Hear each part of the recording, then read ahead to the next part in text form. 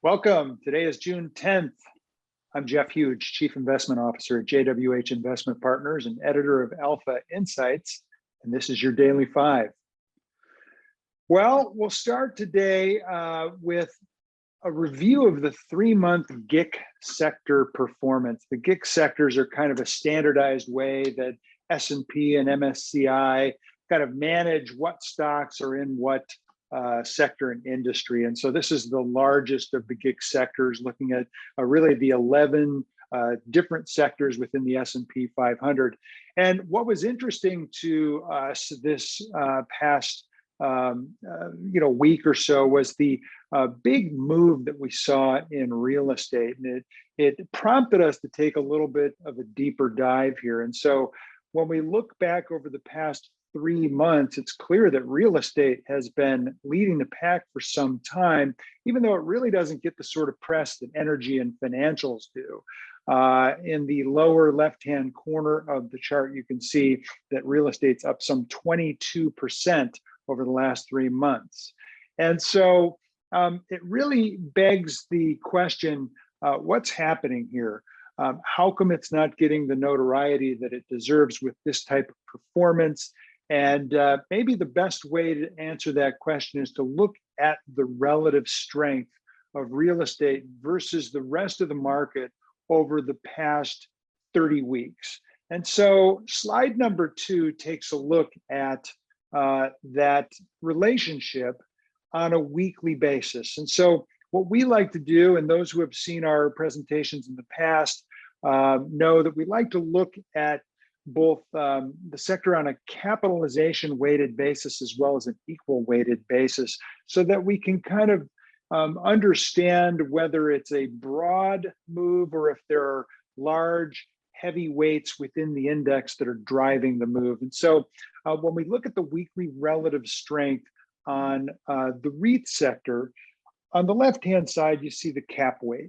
And it's clear that relative strength, and this is the performance of XLRE versus the S&P 500. So when the line is advancing, when it's rising, then real estate is outperforming the S&P 500. And when it's declining, then the S&P 500 is outperforming real estate. So we can see that this relationship bottomed at the end of last year or maybe early January, and has turned up and has been making progress ever since on a cap weight basis. And so it's clear that there's some strength that's evolving, perhaps on a nascent basis. But what really caught our attention is the equal weight side of the equation. And what you would notice is really the same relationship. We had kind of a double bottom. The equal weight index bottomed in November of last year and kind of double bottomed right at the end of the year or perhaps early January, and has been making some excellent progress since. But what's really interesting, and we've highlighted this with kind of a red circle, is that relative strength has now made a new 52-week high. And that catches our attention in a more meaningful way and suggests that perhaps the durability of this advance is very credible. And in fact, it may sustain for some time. And so with that, we're trying to truly want to understand what the drivers are underlying the REIT space. And when I think about an equal weight version of the index, I feel like we're able to see what's happening on the smaller capitalization side, because the big caps aren't dominating the equal weight relationship. And so what I decided to do is take a deeper dive into small cap REITs. And so in slide number 3, what we've done is we've taken a look at the small cap real estate ETF, symbol ROOF. And there's a couple of interesting features here that I'll point out. You'll notice that the chart has 3 panels. The middle panel is monthly prices, and this is a 10-year chart. So we're looking at every bar representing a single month. And about 3 months ago, we saw REITs challenge their all-time highs, prior all-time highs, I should say, and break out above their prior monthly closing high for a new monthly closing high. And that was subsequently bested with a new all-time high.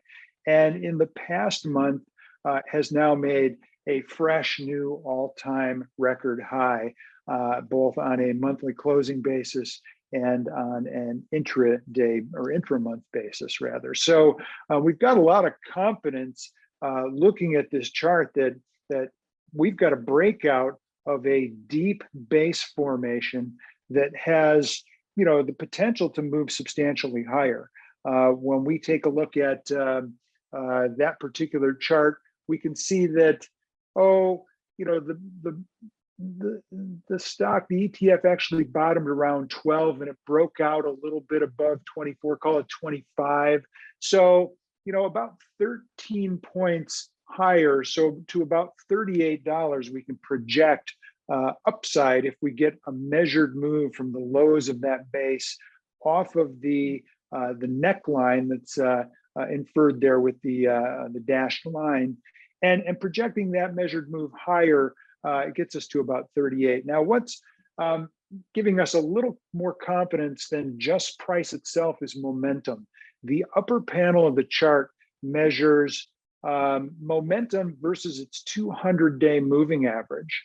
And, price relative to its 200-day moving average actually just made a new all-time high. The prior high existed back in 2013. And so we took that level out a couple of months ago, and we've been kind of vacillating about that prior high. And now we've pretty much definitively made a new record high in momentum, which supports the price. It's confirming the price. And when we look at the lower panel, the bottom panel, again, we can see relative strength versus the S&P 500.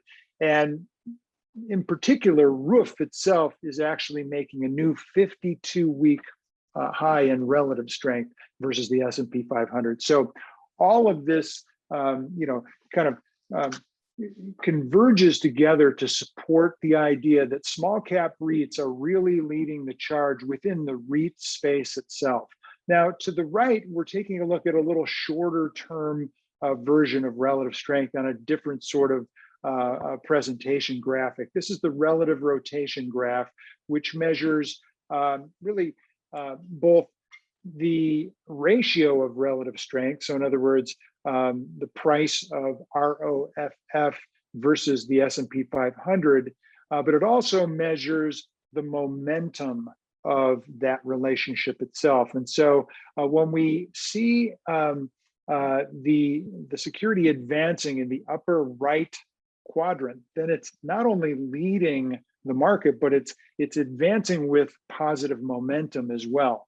And so what we've done here is we're showing the past 30-day relative strength of the small cap REIT ETF versus XLRE, which is the ETF that represents the S&P 500 GICS real estate sector.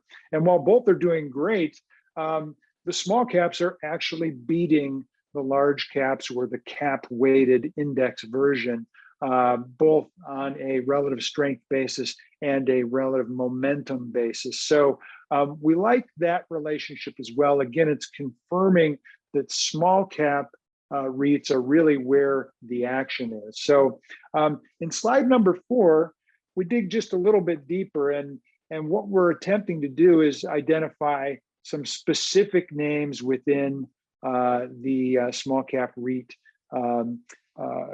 constituents, if you will.